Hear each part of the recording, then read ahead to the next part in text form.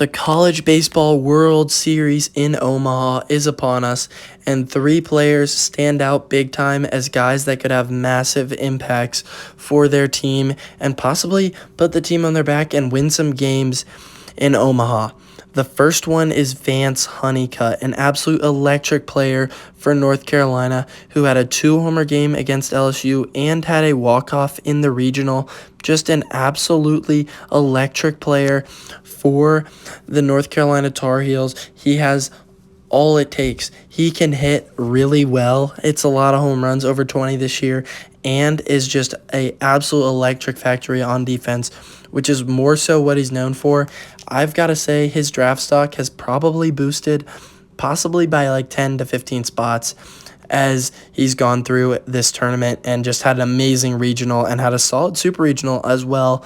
Cannot wait to see what Vance Honeycutt can do in Omaha. He's just an electric player, and the defense, like I said, it stands out. He might have been one of the best center fielders in all of college baseball this year, and for him, it's not just about the defense. As you can see through these highlights, he rakes too. The kid can hit. Next up is Christian Moore on the Tennessee Volunteers. He cannot wait for Omaha. He had so many home runs this year, had an electric Game 3 in the Super Regional versus Evansville. The dude hits bombs, and he is there's a lot more where he came from in terms of the Tennessee Volunteers, as Blake Burke and Billy Amick absolutely rake for the Vols. They can hit like nobody's business. Cannot wait to watch them in Omaha because this team just rakes.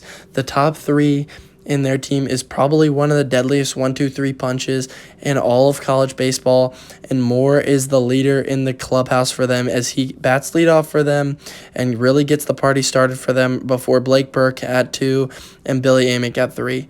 And number 3, the two-way sensation, Jack Cagalione. He absolutely rakes.